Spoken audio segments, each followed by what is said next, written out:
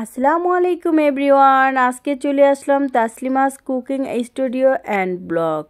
তো আপনারা আজকে এই ব্লগে দেখবেন যে আমরা চায়না বা জাপানে যারা থাকি তারা কিভাবে সবজি বা নুডলস কিভাবে খায়। আমরা তো অনেক সময় নর্মালও দেখা যায় নর্মালভাবেই রান্না করি, ডিমটা একটু ফ্রাই করে তারপরে নুডলসটাকে দিয়ে রান্নাটা করি। আজকে আমি এই কুকিংয়ে নিয়ে আসছি কিভাবে স্বাস্থ্যকর এবং সুস্বাস্থ্যের অধিকারী হওয়া যায়, কিভাবে এত সুন্দর একটা খাবার তৈরি করি। আপনারাও নিজেরাও খাবেন এবং বাচ্চাদেরও দিবেন। এই হালকা শীতের মধ্যে এটা খেতে কিন্তু বেশ লাগে, খুবই দারুণ। এই খাবারটা হয় কি খেলে শরীর যেমন সুস্থ থাকে মন, আর এর মধ্যে আজকে দিয়েছি আমি ব্রোকলি। এই ব্রোকলিটার মধ্যে আছে প্রচুর পরিমাণে ক্যালসিয়াম, তো ওর ডাটাগুলোও নিয়েছি। তো এখন আমি করব কি রান্নাটা চড়িয়ে দিব।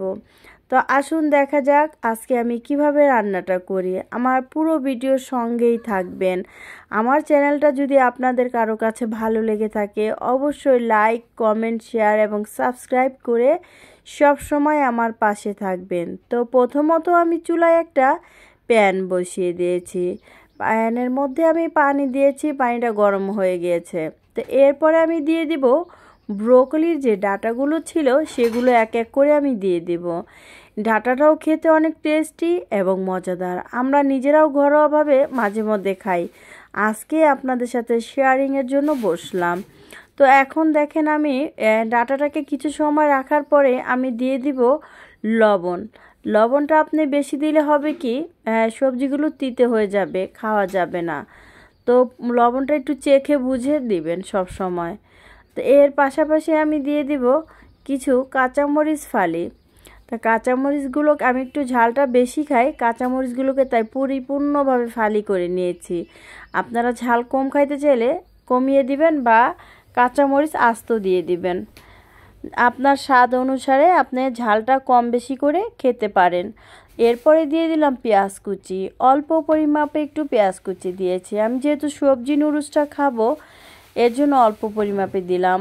তার দিয়ে দিলাম অল্প পরিমাপে একটু তেল, এই 3 থেকে 4 টেবিল চামচ তেল। তেল দেওয়ার পরে আমি দিয়ে দেব আমার ব্রোকলিগুলো দিয়ে একটা কিছু সময় সেদ্ধ হওয়ার অপেক্ষায় থাকবো। আমি অলরেডি আমার ডিম দুটো সিদ্ধ করে নিয়েছি। ডিম দুটোকে সিদ্ধ করে খোসা ছাড়িয়ে নিয়েছি। তো ওটা আর ভিডিওতে আনলাম না। তো এরপরে দিয়ে দিয়েছি গাজরগুলোকে আমি লম্বা ফালি ফালি করে দিয়েছি। আপনারা আমার পুরো ভিডিওতে আমার সঙ্গে থাকবেন, তাহলে দেখতে পারবেন কত সুন্দর করে এই রান্নাটা আমি করলাম। চাইলে আপনারা ধনিয়া পাতাও দিতে পারেন। আমি অবশ্য ধনিয়া পাতাটা যেহেতু আমার হাতের কাছে নেই এর জন্য আমি ওটা দেইনি। তো এখন একটু নাড়চাড় করে নিচ্ছি যাতে সবজিগুলো আমার হালকা সেদ্ধ হয়। 40% সেদ্ধ হওয়ার পরে আমি দিয়ে দিব আমার ডিম দুটো দিয়ে এরপরে আমি একটু উল্টে পাল্টে দিব যাতে একটা সাইড করে থাকে ডিম দুটো। তারপরে আমি দিয়ে দিব নুডলসের মশলা। এই মশলাটা দিলে হয় কি নুডলসটা খেতে খুবই টেস্টি লাগে। তো দেখুন এখন মশলাটা দিয়ে আমি এটাকে সুন্দর করে উল্টে পাল্টে নেব, তাতে মশলাগুলো আমার সবজির মধ্যে সুন্দর করে জায়গায় জায়গায় গিয়ে একটা মৌ ফ্লেভার ছড়াবে। তো দেখুন এই তো আমি মশলাগুলো দিয়ে দিলাম। তো এখন মশলাটা দিয়ে নেড়ে চেড়ে নেব যাতে মশলাগুলো প্রতিটা কানায় কানায় যায়। আবার জোরে নাড়চাড় করা যাবে না যাতে আমার ডিমগুলো ভেঙে যায়। তো দেখুন একটা ঝোল একটা অনেক সুন্দর এখনই একটা ফ্লেভার বের হচ্ছে, মনে হচ্ছে যে খেয়ে নেই। তো আমি এখন দিব নুডলসগুলো দিয়ে আমি অল্প সময়ের জন্য ঢেকে দেব। তো দেখুন নুডলসটা হইতে হবে যে ম্যাগি নুডলস এরকম না, আপনি যে কোনো নুডলসই দিতে পারেন। আপনি ঘরে বানানো হাতে বানানো নুডলস দিলে তো আরও সুন্দর হবে। তো আমার সবজিটা যখন 50-র একটু বেশি কাছাকাছি সেদ্ধ হয়ে যাবে এরপরে আমি দিয়ে দিলাম একটু টমেটো কুচিটা হয়েছে কি 2 পিস ছোট ছোট টমেটো দিলাম। টমেটো 2টা দেওয়ার পরে আমি নুডলসটা দিব ওর মধ্যে।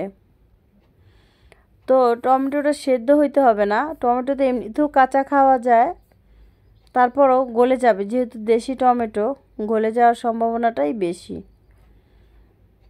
এখন আমি 2 পিস নুডলস 2 সাইডে বিছিয়ে দিচ্ছি।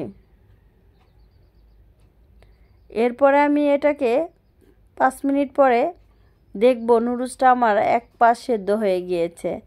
তারপর আমি আরেক পাশ উল্টে দেব। সুন্দর করে কুক হচ্ছে। অল্প একটু সময়ের জন্য ঢেকে দিয়েছি। এই আরেকটা চুলায় আমি বসিয়ে দিয়েছি টমেটোর চাটনি। এই চাটনিটা আমাদের বাসায় আমরা সবাই খেতে পছন্দ করি। শীতকাল আসলে একটু টক টক লাগে চাটনিটা। এটা অবশ্য দুপুরের জন্য ভাতের সাথে খাবো। আর এখান দিয়ে আমার নুডলসটা এক পিঠ হয়ে গিয়েছে, আরেক পিঠ উল্টে দেব। তো যেটার বিষয় বলছিলাম যে টমেটোর চাটনিটা, ওই টমেটোর চাটনিটা আপনি চাইলে নুডলসের সঙ্গেও খেতে পারেন, আর এমনিতে ভাত দিয়েও খাওয়া যাবে। খুবই টেস্টি এবং মজাদার। দেশি গোল গোল টমেটোগুলো একটু টকটকি হয়। এই অবস্থায় আমি এখন আমার নুডলসের লবণ চেখে নেব আর সিদ্ধটাও দেখে নেব। মিডল পয়েন্টে দিয়ে দিলাম। আমি আজকে আমার নুডলসটাকে পরিবেশন করব একটা মাটির বাসনের মধ্যে। এখন শুধু আরেকটু হওয়ার অপেক্ষায়। ওখান দিয়ে যে আমি আমার চাটনিটা বসিয়ে দিয়েছি, চাটনিটাকে একটু মাঝে মধ্যে নেড়ে চেড়ে দিতে হয়। অনেক সুন্দর একটা ঘ্রাণ বেরিয়েছে। এই তো আমার সেই চাটনিটা, দেখুন এরই মধ্যে দিয়ে রান্নাটা হয়ে গিয়েছে। চাইলে আপনারা এটাকে গলিয়েও নিতে পারেন, আর এরকম একটু হালকা আস্তে আস্তে রাখতে পারেন। টমেটোর চাটনিতেও ধনেপাতা দেওয়া যায়, আমি আজকে নেই আমার কাছে তাই দেইনি। এখন আমি চলে আসলাম পরিবেশনের জন্য। তো দেখুন বোম্বাই মরিচ আর গাজর, কাঁচামরিচ, টমেটো গোল গোল করে কেটে পরিবেশনের জন্য নিয়েছি। তো এটাতে হয়েছে কি যে অনেক সময় আপনারা চাইলে একটু ঝালটা বেশি খেতে চাইলে কাঁচা নিয়েও খাওয়া যায়, খেতে পারেন। আর না হলে কাঁচামরিচটা যদি খেতে লাগে, কম ঝাল লাগে, তাহলে বোম্বাই মরিচটা দিয়ে খাবেন। আমি তো এইভাবে খুবই পছন্দ করে খাই, আমার কাছে খুবই ভালো লাগে। আজকের মতো এই পর্যন্তই। আশা করি সব সময় আমার পাশে থাকবেন। আমিও আপনাদের পাশে থাকব, সুন্দর সুন্দর কমেন্ট করব, আপনারাও করবেন। তা আজকের মতো এই পর্যন্তই। তো ফের কখনো ফিরে আসব নতুন কোনো একটা ভিডিও নিয়ে। আসসালামু আলাইকুম ওয়া রাহমাতুল্লাহি ওয়া বারাকাতুহু।